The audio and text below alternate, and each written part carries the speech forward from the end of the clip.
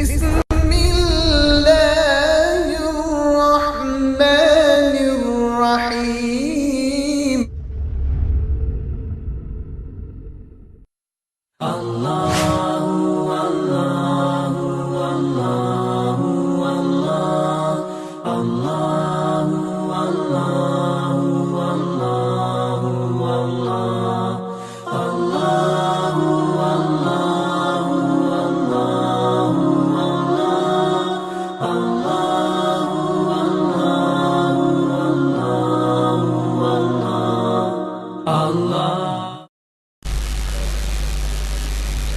نحمده ونصلي على رسوله الكريم وعلى آله الطيبين الطاهرين وأصحابه الراشدين المهديين. أعوذ بالله من الشيطان الرجيم. بسم الله الرحمن الرحيم. تلك الرسل فضلنا بعضهم على بعض منهم من كلم الله ورفع بعضهم درجات. صدق الله مولانا العظيم. جميع علماء کرام، سامعین اعظام، جملہ حاضرین جلسہ،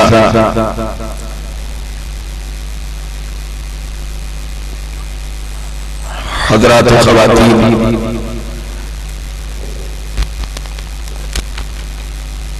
انتہائی قابل قدر میرے نوجوان ساتھیوں،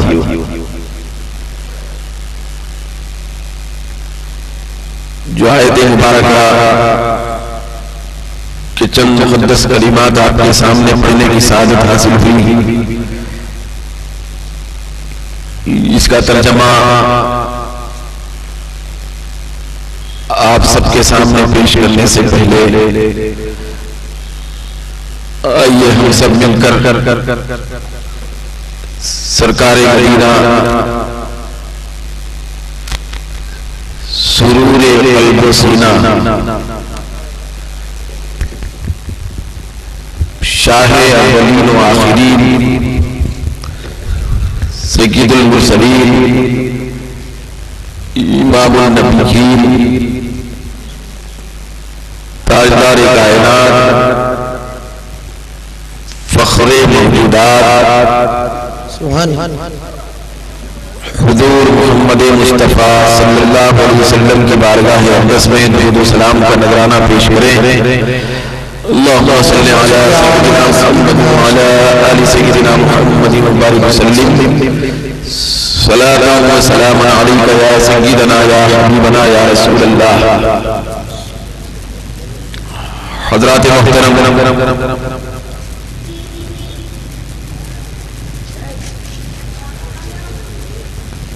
آیت مقدسہ کے نورانی کلمات میں اللہ تبارک و تعالی ارشاد فرما رہا ہے،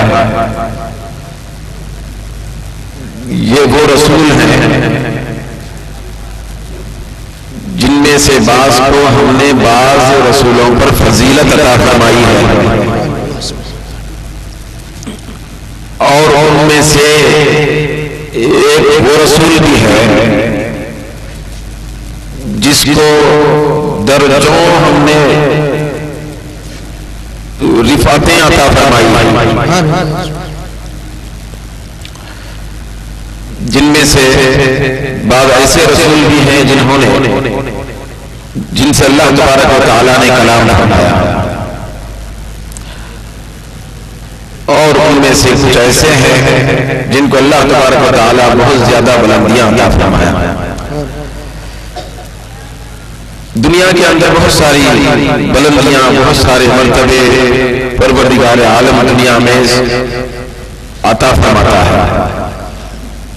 بہت سارے بندوں کو رب العالمین کی طرف سے خصوصی مرتبے ملتے ہیں. ہر ایک کو پروردگار عالم کچھ نہ کچھ مرتبے سے نوازتا ہے، مگر مختصر طور پہ یاد رکھیں کہ اللہ تعالیٰ کی طرف سے ملنے والے ایک مرتبے کو فضیلت کہتے ہیں، اور اسی رب کائنات کی جانب سے ایک ملنے والے مرتبے کو رفعت کہتے ہیں. ایک مرتبے کا نام فضیلت ہے، دوسرے مرتبے کا نام رفعت ہے. اب فضیلت ایک ایسے مرتبے کو کہتے ہیں کہ اس اونچے مرتبے کے اوپر بھی کوئی مرتبہ ہو تو اس کو فضیلت کہا جاتا ہے. جیسے مثال کے طور پر اللہ تبارک و تعالیٰ کسی کو علم عطا فرمایا تو اس صاحب علم سے زیادہ علم کسی اور کو بھی عطا فرما سکتا ہے. قرآن مجید میں آیا وَفَوْقَ كُلِّ ذِي عِلْمٍ عَلِيمٍ، ہر جاننے والے سے زیادہ جاننے والا ہوتا ہے. تو اس کو فضیلت کہتے ہیں. ایسا مرتبہ کہ جس کے اوپر بھی کوئی مرتبہ ہو تو وہ فضیلت کہلاتا ہے، اور ایسا مرتبہ کہ جس کے اوپر اس جیسے مرتبے میں کوئی مرتبہ نہ ہو اس کو رفعت کہا جاتا ہے. سارے نبیوں کو رب قدیر فضیلت عطا فرمایا اور ہمارے نبی کو رفعت عطا فرمایا. سبحان اللہ سبحان اللہ. اسی لیے ہم دیکھتے ہیں کہ ہر مرتبے والے نبی کے بعد مرتبے والے نبی آئے، ہر صاحب مرتبہ کے بعد کوئی نہ کوئی اور مرتبے والا آیا. لیکن ہمارے نبی کو چونکہ سب سے زیادہ وہ مرتبہ اونچا عطا کیا گیا کہ جس کے بعد کوئی اور مرتبہ نہیں رکھا گیا، تو اسی لیے ہمارے نبی کے بعد کوئی بھی مرتبے والا نبی نہیں آیا. سبحان اللہ سبحان اللہ. اور نہ آ سکتا ہے. کیوں؟ اس لیے کہ ہمارے نبی کو اللہ نے رفعت عطا کی، اور حضرت آدم علیہ السلام سے لے کر عیسیٰ علیہ السلام تک سارے نبیوں کو فضیلت عطا فرمائی. تو جن کو فضیلت دی جاتی ہے تو ان کے بعد کوئی اور دوسرے اونچے مرتبے کے آنے کی گنجائش رہتی ہے. لیکن جس کو رفعت دی جاتی ہے تو ایسا اونچا مرتبے کا وہ حامل بن جاتا ہے کہ اس کے بعد چاہے کتنی ہی کوشش کوئی نہ کر لے لیکن کسی کو بھی وہ مرتبہ حاصل نہیں ہو سکتا.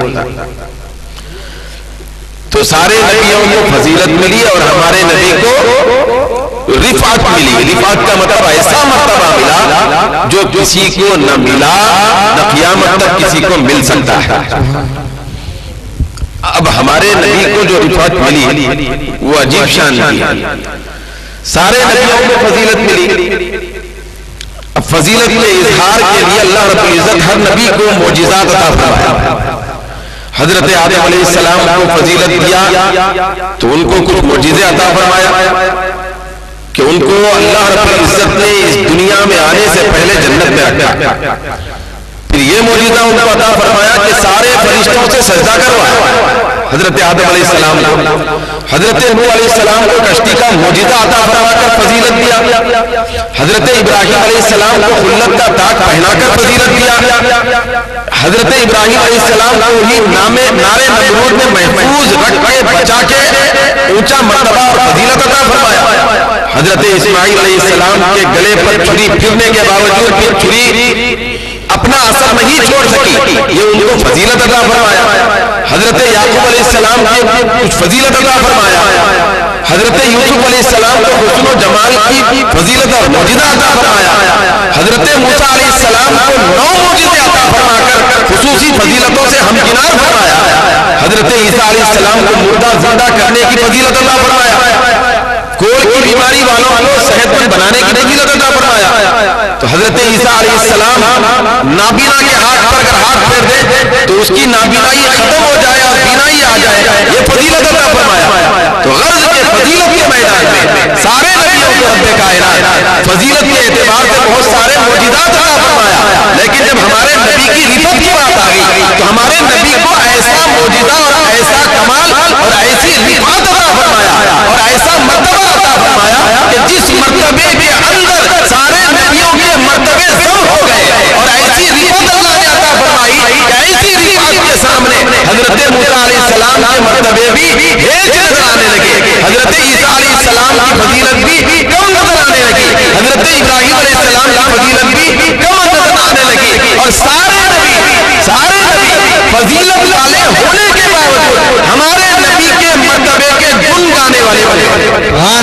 سبحان اللہ کیونکہ اس لیے کہ ہمارے نبی کو وہ مرتبہ ملا ہے جو کسی نبی کو نہیں ملا، اور سارے نبیوں کو جو کچھ ملا ہمارے نبی کو ملا، پھر ہمارے نبی کو جو کچھ ملا کسی نبی کو نہیں ملا۔ سبحان اللہ سبحان اللہ۔ تو اس لیے آپ کو رفعت دی گئی ہے، ہمارے نبی کو رفعت دی گئی ہے، یعنی ایسا مرتبہ کہ جس کے اوپر کوئی مرتبہ نہیں۔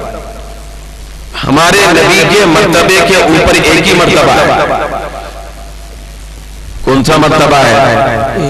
ہمارے نبی کے مرتبے کے اوپر صرف ایک مرتبہ ہے، اور وہ خدا کا مرتبہ ہے۔ باقی اور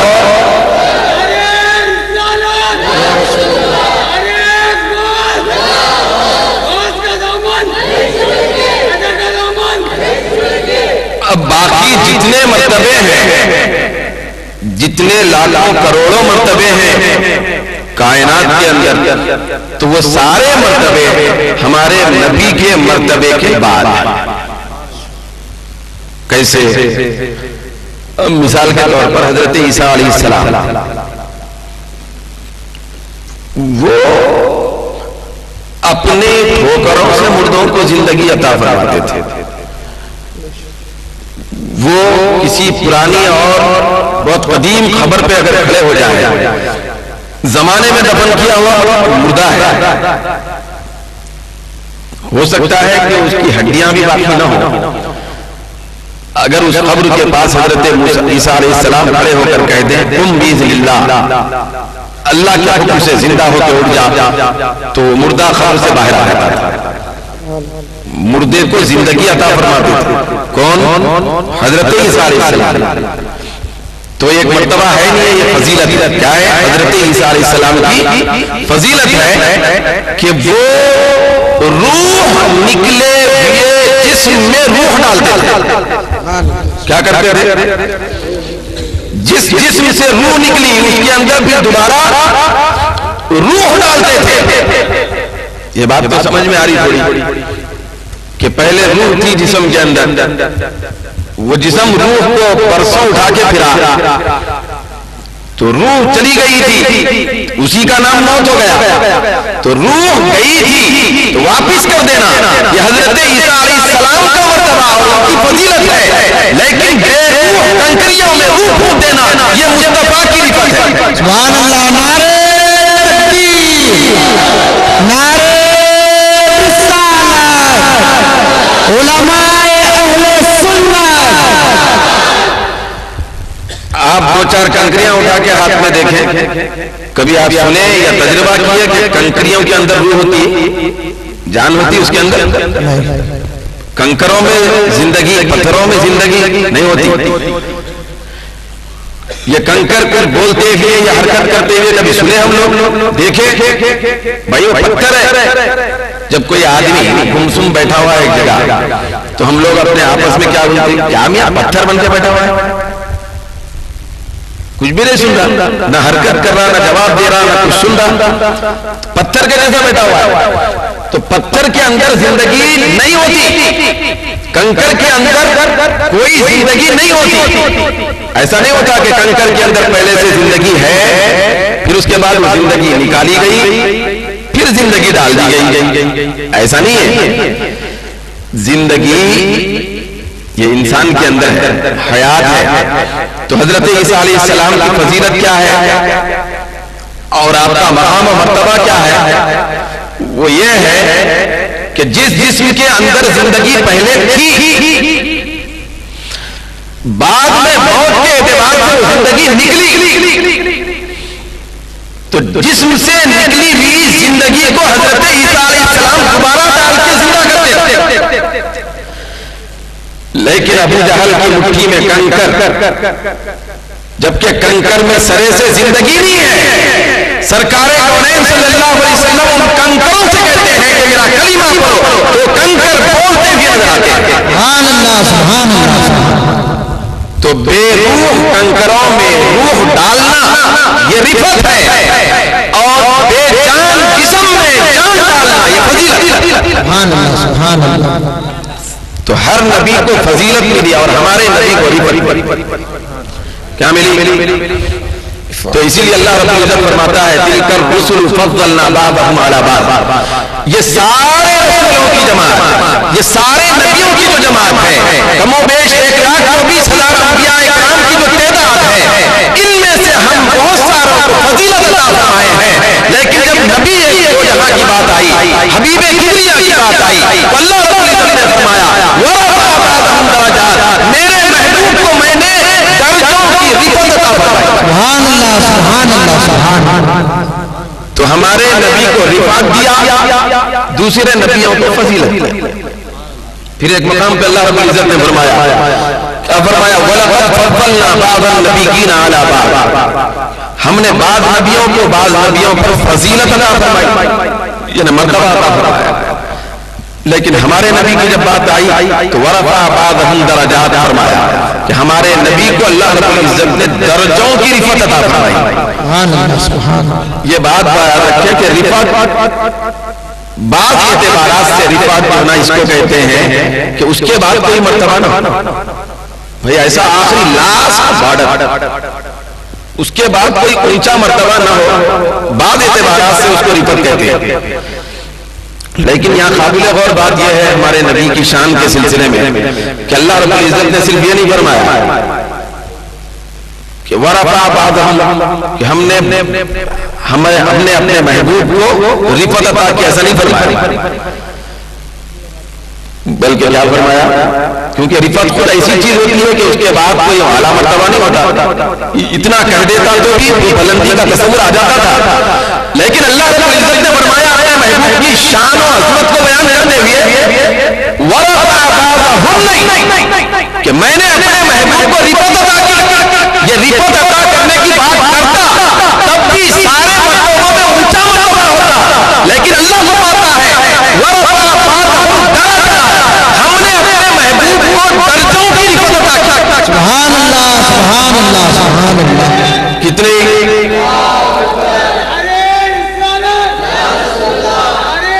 درجات کی رفعت،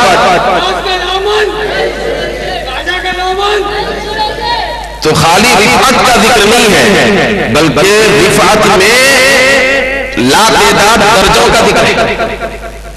اس کا بلندی میں بھی بہت سارے درجے ہیں، تو وہ سارے بلندی کے درجے مصطفیٰ کی گود میں اللہ نے ڈال دیے۔ اب دیکھیے کیسا ہے درجے بلند، سرکار کے درجوں کی رفعت کا عالم یہ ہے کہ آقا جہاں صلی اللہ علیہ وسلم جس انداز سے دنیا میں تشریف لائے کسی نبی نے ایسے انداز سے تشریف آوری نہیں کی۔ سرکار دو عالم صلی اللہ علیہ وسلم کے جس انداز سے دنیا میں اور آخرت میں گن گائے جانے والے ہیں اور گائے جاتے رہے ہیں، کسی نبی کے ایسے گن نہیں گائے گئے۔ آقا جہاں صلی اللہ علیہ وسلم کی جتنی زیادہ کثیر امت ہے کسی نبی کی نہیں۔ سرکار نے فرمایا قیامت کے دن میں اپنی امت پر فخر کروں گا، کیونکہ کسی نبی کی اتنی زیادہ امت نہیں ہوگی جتنی میری امت۔ سبحان اللہ سبحان اللہ۔ پھر یہ بات ہے کہ کوئی بھی نبی ایسے نہیں گزرے کہ ان کی امت اپنے نبی سے اتنا زیادہ پیار کرنے والی ہو نا کہ یہ امت اپنے نبی سے کرتے۔ سبحان اللہ سبحان اللہ۔ تو بہت سارے درجے عطا فرمائے اللہ رب العزت نے، خصوصی کمالات عطا فرمائے۔ میں چند باتیں عرض کر کے بات کو ختم کرنا چاہتا ہوں کہ خصوصی درجے تو اللہ کے حبیب صلی اللہ علیہ وسلم کو اللہ رب العزت نے عطا فرمائے سارے نبیوں کی جماعت میں، وہ یہ ہے کہ سارے نبیوں کو خود اللہ نے فرمایا کہ تم سب میرے محبوب کے پیچھے چلو۔ سارے نبیوں کو حکم ہوا کہ تم میرے محبوب کے پیچھے چلو، اور ادھر محبوب کی شان بیان کرتے ہوئے اللہ رب العزت نے فرمایا کہ اے میرے محبوب تم سارے نبیوں کے پورے کمالات کے جامع بن جاؤ، جامع بن جاؤ پورے کمالات اور صفات۔ تو جب یہ تناظر میں ہم دیکھتے ہیں تو حضرت عیسیٰ علیہ السلام کا بھی معجزہ آپ نے سنا کہ وہ بے روح جسم میں روح ڈالتا ہے، لیکن ہمارے نبی کنکروں میں روح ڈالتے تھے. سبحان اللہ سبحان اللہ. ہمارے نبی کنکر اور پتھر میں روح پھونکتے تھے. اب آپ کبھی ایسا سنیں کہ کہیں ایک طرف ایک جھاڑ تھا بہت بڑا پیڑ والا اور ایک بہت بڑے صاحب اس کو آواز دیے تو جھاڑ درخت چلتے بھی آیا, سنے کبھی آپ؟ اور یہ معجزہ کسی نبی کا بھی ہے کہ وہ درخت اس نبی کے کہنے پر جو ہے نا جڑ سے اکھڑ کے آیا, کنکر کلمہ پڑے ہوں, چٹانیں تیرے ہوں, پتا پتا ان کی گواہی دے رہا ہو. ایسا نہیں ہے. یہ مرتبہ جو معجزات کے کمالات, معجزات و کمالات کے جامع ہونے کا ہے, یہ ہمارے نبی کی شان ہے. تو ہمارے نبی جب اشارہ فرما دیتے تھے درخت کے اندر بھی جان آتی تھی, سمجھداری پیدا ہو جاتی تھی, عقل و شعور مل جاتا تھا, پھر وہ درخت ہمارے نبی کے قدموں میں آ کر بارگاہ رسالت کے سجدارے ہو جاتا تھا. سبحان اللہ سبحان اللہ. اب حضرت آدم علیہ السلام کو اللہ تبارک و تعالیٰ یہ مرتبہ عطا فرمایا, یہ فضیلت عطا فرمایا کہ سارے ملائکہ سے سجدہ کروایا. کیا کیا؟ تو حضرت آدم علیہ السلام مسجود ملائکہ بنے. مسجود ملائکہ کا مطلب ایسی شخصیت کہ جن کو فرشتوں نے سجدہ کیا. کنہوں نے سجدہ کیا؟ فرشتوں نے سجدہ کیا. حضرت آدم علیہ السلام یہ مسجود ملائکہ بنے اور ہمارے نبی کی رکن کا یہ عالم ہے کہ ہمارے نبی مسجود خلائق بنے. کیا مطلب ہے؟ حضرت آدم علیہ السلام کو صرف فرشتوں نے سجدہ کیا تھا اور ہمارے نبی کو درختوں نے, پتھروں نے, کنکروں نے, سمجھداروں نے, بے شعوروں نے, شعور مندوں نے, فرشتوں نے, پانی کے قطروں نے, زمین کے ذرات نے, کائنات میں رہنے والی ہر چیز نے سجدہ کیا. سبحان اللہ. ہمارے نبی جہاں سے گزر جاتے تھے تو اونٹ سجدہ کرتے ہوئے نظر آتے تھے. کیا کرتے ہوئے نظر آتے تھے؟ اونٹ بھی سجدہ کرتے تھے, درخت بھی سجدہ کرتے تھے. لیکن ہمارے نبی نے انسانوں کو روکا تھا کہ تم سجدہ مت کرو, تمہارے لیے سجدہ تعظیمی حرام ہے, تم سجدہ مت کرو. ساری کائنات سجدہ کرتی تھی. تو ایک فرشتوں کا سجدہ کرنا اور بات ہے, یہ فضیلت ہے, اور ساری کائنات کے ذرے ذرے کا سجدہ کرنا یہ اور بات ہے. یہ کیا ہے؟ تو رفعت ہے. ٹھیک اسی طریقے سے آپ دیکھیں سرکار کونین صلی اللہ علیہ وسلم, حضرت عیسیٰ علیہ السلام کا بھی ایک سواری تھی, وہ گدھا تھا. حضرت عیسیٰ علیہ السلام کی سواری کیا تھی؟ یہ گدھا. پہلے زمانے میں گدھوں کی سواری بھی ہوتی تھی کیونکہ اللہ تبارک و تعالیٰ نے جانوروں کو انسانوں کے تابع فرما دیا ہے. تو حضرت عیسیٰ علیہ السلام کی سواری تھی گدھا, وہ اس پہ تشریف رکھتے تھے. لیکن یہاں حضرت عبد الرحمن جامی رحمۃ اللہ علیہ شواہد النبوہ میں نقل فرماتے ہیں کہ آقا کونین صلی اللہ علیہ وسلم کی بارگاہ میں ایک مرتبہ ایک گدھا حاضر ہوا اور حاضر ہو کر بصد ادب و احترام عرض کرنے لگا کہ سرکار آپ مجھے اپنی سواری بنا کر مجھے شرف عطا فرمائیں. کون؟ گدھا. آقا جہاں صلی اللہ علیہ وسلم اس جانور کو شرف عطا کرنے کے لیے اس کو تشریف فرما. اب ذرا سوچئے, حضرت عیسیٰ علیہ السلام کی بھی سواری تھی, حضرت عیسیٰ علیہ السلام اس پہ بیٹھتے تھے, لیکن اس گدھے کو وہ شعور عطا نہیں کیا گیا تھا کہ وہ سمجھ سکے کہ میرے اوپر حضرت عیسیٰ تشریف فرما ہے. یہاں آقا جہاں گدھے پہ سوار نہیں ہوئے, صرف گدھے کا سامنا ہوا, رب العالمین نے مصطفیٰ کے خدموں کی برکت سے گدھے کو شعور اور عقل کی دولت سے سرفراز فرمایا. پھر اس کے بعد سرکار تشریف رکھے اس پہ. جب سرکار تشریف رکھے تو دریائے رحمت جوش میں آ گیا. رحمت للعالمین نے پوچھا, اچھا گدھے تو نے میری خدمت کی ہے, بتا اس کے سینے میں تو کیا چاہتا ہے, کیا چاہتا ہے؟ یہ جو پوچھنا ہوتا, جواب حاصل کرنا ہوتا, بات کرنا کسی سے، یہ سب عقل اور شعور کو چاہتا ہے. عقل شعور والے کر سکتے ہیں. بولیے بھائی ہم صبح اٹھے، گھر کے سامنے مرغا کھڑا ہوا ہے، اب گھر کے جو مالک ہیں ان کا ہی مرغا ہے، تو انہوں اپنے مرغے سے بولتے ہیں بھائی مجھے بتا آج ناشتہ کیا کرنا چاہتا ہے. نہیں بول سکتے. چائے پیتا، دودھ پیتا، چائے پیتا، کیا پیتا؟ مرغے سے بولتے کوئی نہیں، بکرے سے بولتے کوئی نہیں بولتے. کیوں؟ اس لیے کہ بے شعور اور بے عقل جانور ہے، اس کے اندر عقل شعور نہیں، بے شعور ہے. تو یہ بے شعوری کا جانور حضرت عیسیٰ علیہ السلام کے پاس بھی تھا، اور حضرت عیسیٰ علیہ السلام اس کو تشریف فرما بھی ہو گئے تھے، لیکن اس کے باوجود اس بے شعور جانور کو شعور نہیں ملا. یہاں سرکار کونین کے سامنے جانور آیا، گدھا جب آیا قربت مصطفیٰ اس کو حاصل ہو گئی، سرکار کے قریب ہو گیا، تو سرکار کے قریب ہونے پر اس کو یہ فیض ملا کہ ابھی سرکار تشریف بھی نہیں رکھے، گدھا سمجھنے لگا کہ یہ محبوب دو جہاں ہے اور یہ سرورے کائنات ہے، تو لہذا وہ شعور کی دولت بھی حاصل کر لیا، عقل کا فیض بھی حاصل کر لیا. کرنے کے بعد سرکار کی بارگاہ میں عرض کرنے لگا کہ سرکار آپ میرے اوپر تشریف فرما ہو جائے. جب فرما ہو گئے، تشریف لا لیے سرکار، تو اس کے بعد سرکار نے اس سے پوچھا کیا چاہتا ہے اس خدمت کے بدلے میں. اب اس کا شعور دیکھیے، اس کی عقل، اس کی فراست دیکھیے. بھئی عقل مندی شعور انسانوں کی فطرت ہے، یہ خزانے اللہ تعالیٰ انسانوں کو عطا فرمایا، لیکن اس گدھے پر قربان جائیں کہ رب کائنات نے اس بے عقل کو کیسی عقل عطا فرمایا تھا کہ وہ سمجھتا تھا کہ مصطفیٰ کی ذات اتنی رفت والی ہے.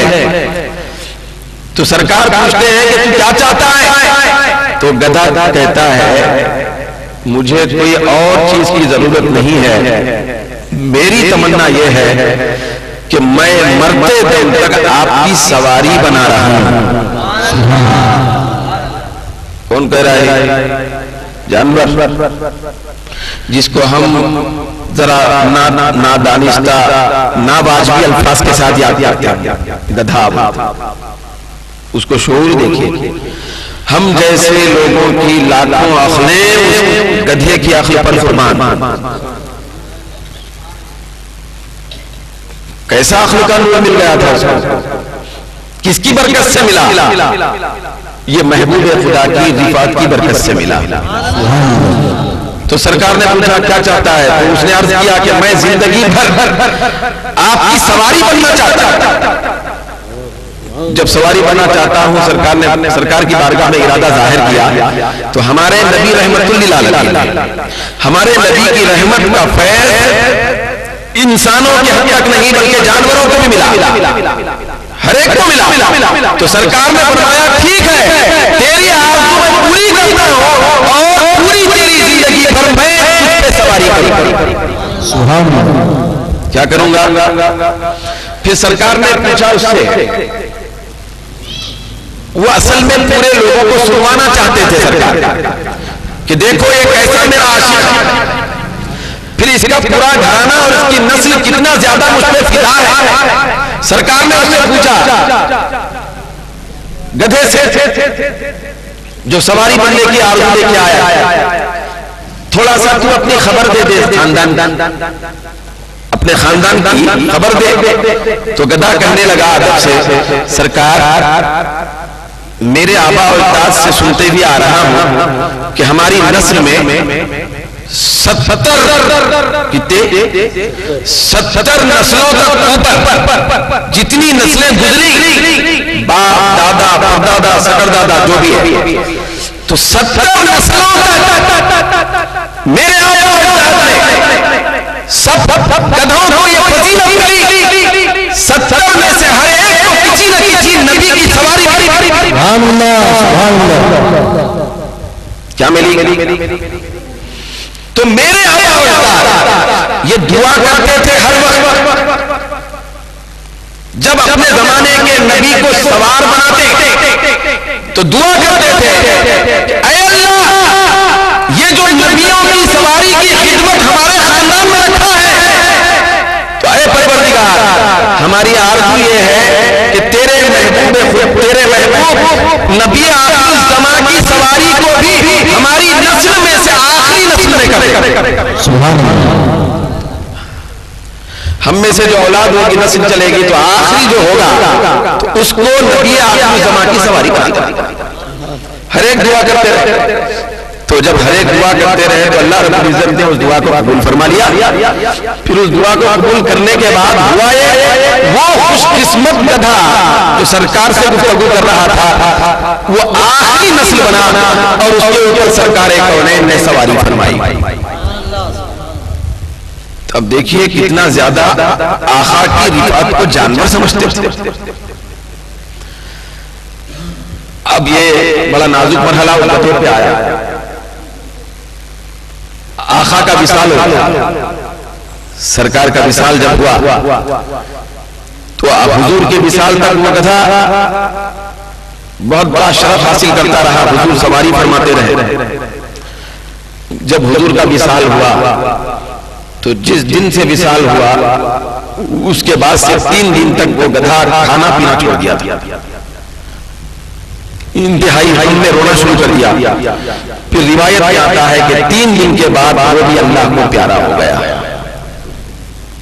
اور ساری دنیا کو سمجھا گیا کہ دیکھو اگر تمہاری نسبت مصطفیٰ جان رحمت سے پکی ہے تو پھر تمہاری زندگی سلامت ہے.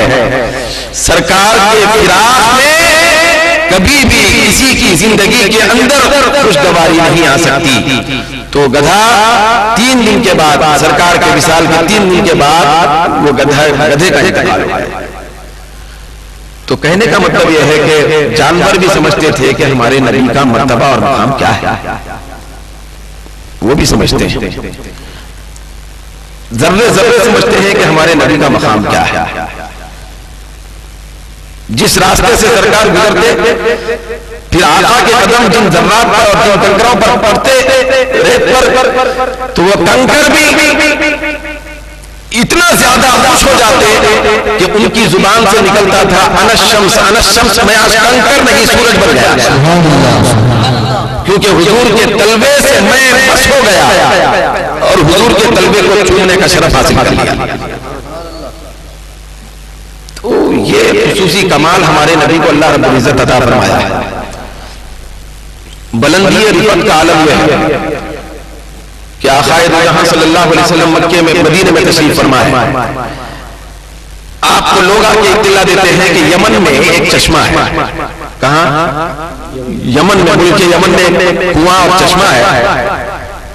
اس چشمے کی خصوصیت یہ ہے کہ جو آدمی اس چشمے سے ایک گھٹ پانی پیتا ہے اسی وقت مر جاتا ہے. یہ شواہد النبوہ میں عبد الرحمن جامی رحمۃ اللہ علیہ نے فرمایا. ایک ایسی رفعت تھی ہمارے نبی کی کہ سرکار کے جس میں اطہر سے جو چیز ایک مرتبہ مس ہو گئی اگر وہ گدھا بھی ہے انسان سے زیادہ عقل مند ہو گیا. لیکن یہ حد درجے رفعت کا عالم یہ ہے کہ ملک یمن میں چشمے کا جب تصور پیش کیا گیا حضور کی بارگاہ میں کہ جو آدمی چشمے سے پانی پیتا ہے مر جاتا ہے اور سینکڑوں موت ہو گئے جو پیا مر گیا. تو صحابہ نے عرض کیا یا رسول اللہ یمن میں اٹھے ہوا ہے. تو آقا جہاں صلی اللہ علیہ وسلم نے ایک صحابی سے فرمایا تم جاؤ جا کے اس یمن کے اس چشمے سے کہو جو جس چشمے کے پانی سے سینکڑوں موت ہو گئے اس چشمے سے کہو کہ تجھ سے محمد عربی کہتے ہیں کہ فوری مسلمان ہو جا. سبحان اللہ. کس سے کہو؟ چشمے سے مولی سے کہو کہ تو فوری مسلمان ہو جا. تو وہ صحابی رسول اس چشمے کے پاس گئے، جا کے اس کے منیر پہ کھڑے ہو کر انہوں نے صدا لگائی کہ سرکار فرما رہے ہیں کہ تو مسلمان ہو جا. تو جس وقت انہوں نے صدا دی لوگ بھر بھر کے پینے لگے لیکن کسی کی موت نہیں ہوئی. سبحان اللہ. نعرہ تکبیر، نعرہ رسالت. تو یہ رفت کا عالم ہے کہ مدینے میں کہہ کر کسی خاصیت کے ذریعے سے کہلوا دیں ایک بے جان چیز کو، بے شعور چیز کو، بے عقل چیز کو کہ تم مسلمان ہو جا، وہ مسلمان ہو جاتا ہے. کیا ہے؟ وہ مسلمان ہو جاتا ہے. پھر اس کے بعد وہاں کے خطرات پورے ختم ہو جاتے ہیں. پھر وہ چشمہ ہمیشہ کے لیے لوگوں کے لیے مفید بن جاتا ہے. تو یہ ہمارے نبی کی رفت ہے. پہلے نبیوں کو اللہ تبارک و تعالیٰ تھوڑے تھوڑے معجزات دے کے بھیجتا تھا. ہر نبی کو تھوڑے تھوڑے معجزات دے کے بھیجتا تھا. کسی کو 7 معجزات، کسی کو 5 معجزے، کسی کو 9 معجزے، کسی کو 12 11 مختصر تعداد میں معجزے دیتا تھا. لیکن ہمارے نبی کو جب رفت کے ساتھ بھیجا، تھوڑے معجزے دے کے نہیں بھیجا، سرتاپا پورا معجزہ بنا کے بھیجا. سرکار جو فرما دیتے وہ معجزہ تھا. حضور جدھر قدم ڈال دیتے وہ معجزہ بن جاتا. سرکار جسم کے اوپر ہاتھ ڈال دیتے وہ معجزہ بن جاتا. حضور جس کی طرف نگاہ ڈال دیتے وہ معجزہ ہو جاتا. حضور کے کان معجزہ ہو گئے، حضور کی آنکھ معجزہ ہو گئی، حضور کی زبان معجزہ تھی، حضور کے لب معجزہ ہے، حضور کی مسکراہٹ معجزہ ہے، حضور کا خوف الہی میں رونا معجزہ ہے، حضور کا نماز پڑھنا معجزہ بنا، حضور کا قیام معجزہ بنا، حضور کا قاعدہ معجزہ بنا، حضور کا سجدہ معجزہ بنا، حضور کا صحابہ کے جھرمٹ میں چاند کی طرح بیٹھنا معجزہ ہے، اور سرکار کا ہم جیسے گناہگاروں کے قبروں میں آنا معجزہ ہے.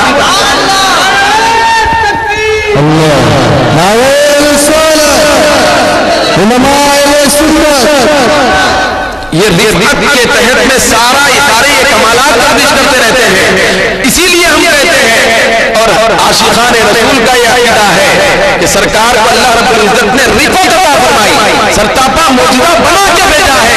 وہ جس طرح قبر میں پہنچنے کے بعد لاکھوں قبر میں تشریف لاتے ہیں، اسی طرح جب بزم میلاد بجایا جاتا ہے تو اس بزم میں بھی تشریف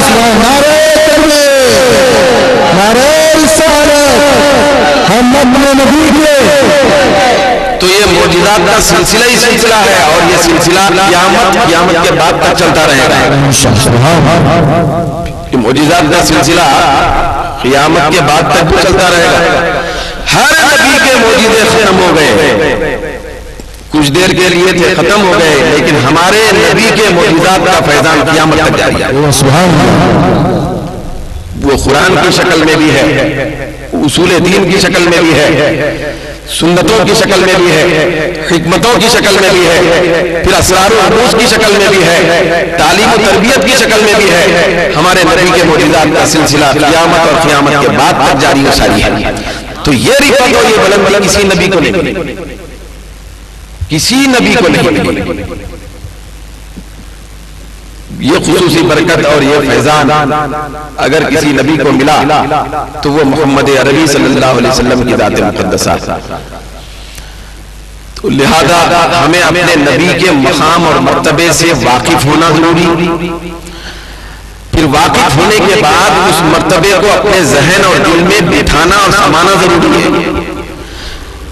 یاد رکھیں کہ نبی کے مرتبے کو جان کر، اس کو مان کر، دل میں اس کو ہمیشہ کے لیے رکھنا، یہی ایمان ہے. یہ کیا ہے؟ ایمان ہے کہ یقیناً جتنی عبادتیں اور جتنی نیکیاں ہم کرتے ہیں، ہر نیکی کا کچھ نہ کچھ اثر ہے. ہر نیکی اللہ رب العزت کی بارگاہ میں شرف قبولیت عطا کرتی ہے، جبکہ اس کے اندر اخلاص حقیقت میں نیکی. لیکن سرکار دو عالم صلی اللہ علیہ وسلم کی جو محبت ہے، پھر حضور کی بلندی اور ان کی عظمت کو سمجھ کر مرتبہ ذہن میں رکھنا، پھر اس کے اعتبار سے ادب میں رہنا، یہ وہ عظیم نیکی ہے کہ جس کے نیچے ساری نیکیاں قبول ہو جاتی ہیں. ساری نیکیوں کا درجہ بعد میں آتا ہے، پھر عظمت رسول اور رفعت رسول کا درجہ پہلے آتا ہے. تو چنانچہ ہمارے نبی کو اللہ رب العزت نے یہ بھی ایک خصوصی نعمت اور خصوصی رفعت عطا فرمائی کہ ہر نبی کسی مخصوص قوم کے لیے رسول ہوتے تھے اور نبی ہوتے تھے، لیکن ہمارے نبی سارے انسانوں اور ساری کائناتوں کے لیے رسول بنا کر بھیجے گئے.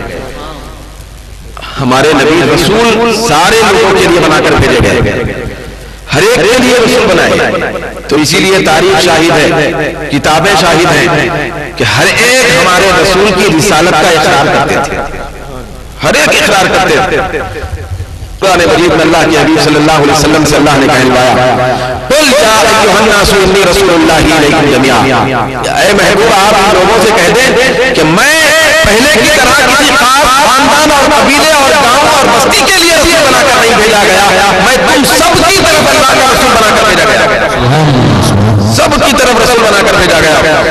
میں سب کا رسول ہوں, پھر رب کا رسول ہوں, انسانوں کا رسول ہوں, جانوروں کا بھی رسول ہوں, بچوں کا رسول ہوں, درندوں کا رسول ہوں, زمین کی پستیوں کا رسول ہوں, پھر آسمان کی بلندیوں کا بھی رسول ہوں.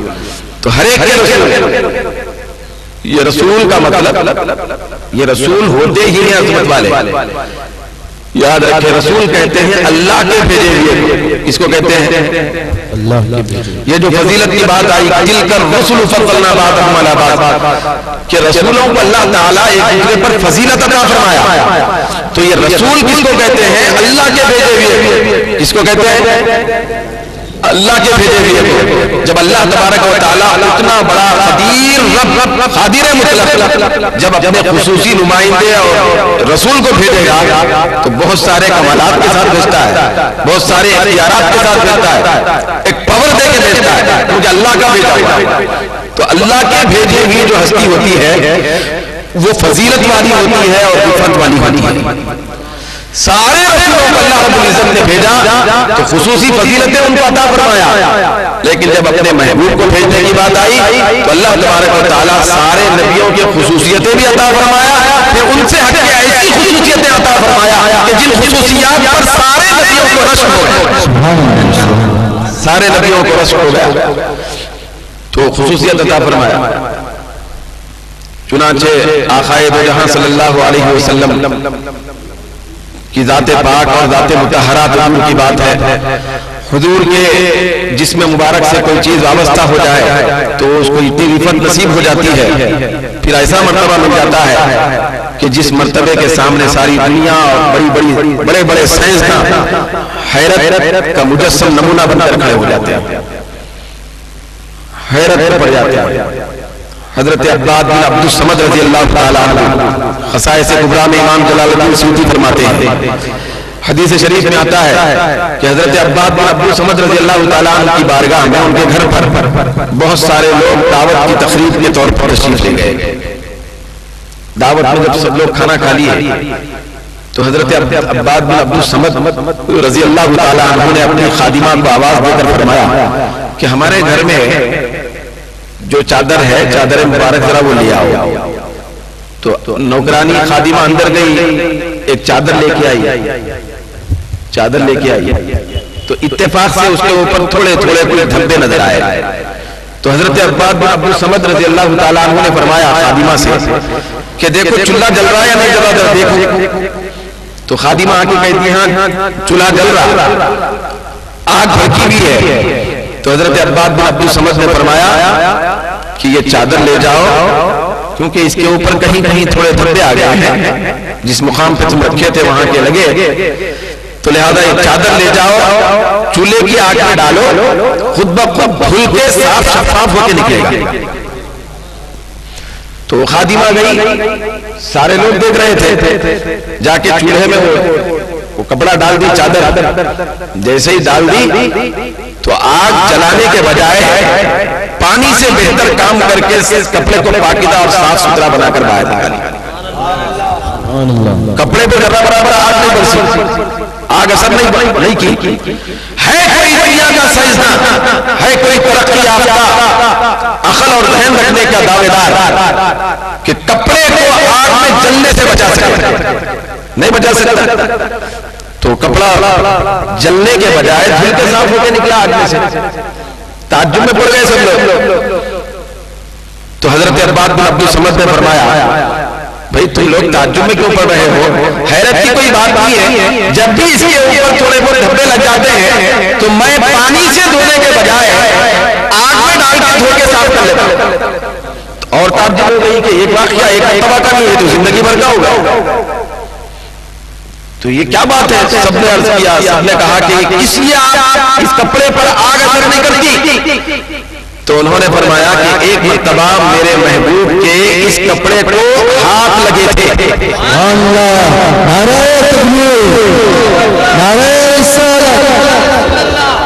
تو جس دن سے اس کپڑے کو ہاتھ لگے تو اب اس کپڑے کو جلانے کی آگ میں سکت نہیں ہے.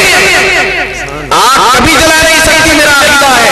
اور جب بھی میلا ہو جاتا ہے, کیونکہ ایک مرتبہ مصطفیٰ کے دستے مبارک کو اس کپڑے نے چھوا تھا, تو لہذا جب بھی یہ میلا ہوتا ہے پانی سے دھونے کے بجائے میں آگ سے دھونے کا کام کرتا ہوں. تو ذرا دیکھیں کتنی بڑی رفت ہے ہمارے نبی کی. ہے کسی نبی کے اندر ایسی رفت؟ وہ فضیلت والے, یہ رفت والے نبی. تو اتنا اونچا مرتبہ, یہ خصوصیت ہمارے نبی کو دی گئی ہے کہ ایک مرتبہ کسی چیز سے ٹچ ہو جائے ہاتھ یا جسم مبارک, تو پھر اس پر دنیا کی آگ بھی حرام, جہنم کی آگ بھی حرام. اب ہم لوگ بھی اگر برتری حاصل کرنا چاہتے ہیں اور دنیا و آخرت میں کچھ مرتبہ حاصل کرنا چاہتے ہیں, تو ہمارے اوپر بھی لازم ہے کہ ہم ہمارے نبی کی محبت کو جسم کے اوپر نہیں بلکہ دل کے اندر اتارنے کی کوشش کریں. کیوں؟ اس لیے کہ جس دیوانے کے دل میں سرکار کی محبت گھر گھر کے رہ جائے, خدا کی قسم اس کو جہنم کی آگ نہیں جلا سکتی. جب کپڑے کو نہیں جلا سکتی تو کلمہ پڑھنے والے عاشق کو کیسے جلا سکتی ہے؟ تو یہ بھی اللہ کے حبیب کی رفعت کی برکت سے بچ جائے گا. تو لہذا اتنے بڑے رفعت والے نبی ہم کو اللہ رب العزت نے عطا فرمایا. اتنا اونچا مقام کہ حضرت موسیٰ علیہ السلام دعا کر رہے ہیں کہ اے پروردگار, میری آرزو یہ ہے کہ تو مجھے نبی آخر زمان کی امت میں پیدا فرما دے. کتنا اونچا مرتبہ ہوگا ہمارے نبی کا, ابھی تو وہ دعا کر رہے ہیں. تو اتنے بڑے خوش نصیب ہم امتی ہیں, لیکن اس خوش نصیبی کو بحال رکھنا ہمارے اوپر لازم. بھئی اس کی بحالی بھی تو ہونا ہے نا. بہت سارے مرتبے بہت سارے لوگ حاصل کر لیتے, درجے حاصل کر لیتے, لیکن درجے بچانا بہت بڑا مشکل کام ہے. ایک حافظ قرآن ہے مثال کے طور پر, حفظ کر لینا, حافظ بن جانا, یہ بہت بڑا مرتبہ ہے, لیکن اس کو بچانے کا سامان یہ ہے کہ زندگی بھر کبھی نہ بھولے. تو اس کے لیے پڑھتے رہنا پڑتا. ٹھیک اسی طریقے سے ہم کو اتنے بڑے رفعت والے نبی کے امتی ہونے کا شرف ملا, یہ مرتبہ ملا. تو اس مرتبے کی بقا یہ ہے کہ ہم ہمارے نبی کی تعلیمات پر عمل کرنے کی کوشش کریں, ہمارے نبی کی فرما برداری میں زندگی گزارنے کی کوشش کریں, پھر نمازوں کی پابندی کریں, نیکیوں میں زندگی گزاریں, پھر اللہ کا خوف دلوں میں پیدا کرنے کی کوشش کریں, سارے حقوق ادا کرنے کی کوشش کریں. جب یہ نور لے کر ہم چلیں گے تو انشاءاللہ تبارک و تعالیٰ وہ دن دور نہیں ہے کہ آقائے دو جہاں اپنی زبان مبارک سے ہم گناہگاروں کی طرف اشارہ کرتے ہوئے فرمائیں گے کہ اے پروردگار, یہ سب میرے دیوان, ان کو تو جہنم کی آگ سے بچا لے, اور یہ سب میرے ہیں, ان کو جنت عطا فرما, پھر میری قربت عطا فرما, میری زیارت عطا فرما. یہ اللہ رب العزت کی بارگاہ میں ہمارے نبی معروضہ پیش کریں گے. مگر ضرورت اس بات کی ہے کہ محبت کے ساتھ ساتھ اطاعت کی. ہمارے دل میں محبت ہے تو محبت کا نور اطاعت کی شکل میں ظاہر ہونا. نماز کی پابندی ضروری ہے. یہ بات یاد رکھیں کہ ہم جس نبی سے محبت کرتے ہیں, جس آقا سے محبت کرتے ہیں, کبھی آپ نے سنا کہ اس آقا سے کوئی نماز چھوٹی ہو؟ نہیں. تو جب ہمارے محبوب نماز ہمیشہ پڑھتے رہے تو ہم چاہنے والے بھی ہمیشہ نماز کے پابند رہے, تو محبت کا خصوصی فیض ہے. تو نماز کی پابندی, یہ اطاعت, قرآن کی تلاوت, یہ اطاعت. قرآن اگر ہمیں پڑھنا نہیں آتا تو پڑھنے کی کوشش کریں اور سیکھنے کی کوشش کریں, یہ بھی سرکار کی محبت کا ایک نور ہے. تو اس طرح پوری نیکیوں میں جب ہم زندگی گزاریں گے, پھر اطاعت کی زندگی نصیب ہو جائے گی, تو محبت کا خصوصی فیضان ہم سب کو حاصل ہو جائے گا. परवरदिगार आलम से दुआ है कि रब्बे कायनात तू इस जलसे को अपनी बारगाह में कबूल फरमा ले, और जिन दोस्तों ने इस जलसे को मुनक्किद किया है परवरदिगार उनकी जिंदगियों में और उनके कारोबार में बरकत अता फरमा। जितने यहाँ हाजिरीन हैं, सामिईन हैं और जो हाजिर नहीं है मौला, सबके घरों में बरकतें अता फरमा और सबके जायज़ मकासिद को पूरा फरमा दे। दुनिया व आखिरत की सारी सआदतें हम सबको अता फरमा और बरोज़े महशर तेरे हबीब की शफाअत कुबरा से हम सबको हिस्सा अता फरमा। व आखिरु दावाना अल्हम्दुलिल्लाहि रब्बिल आलमीन।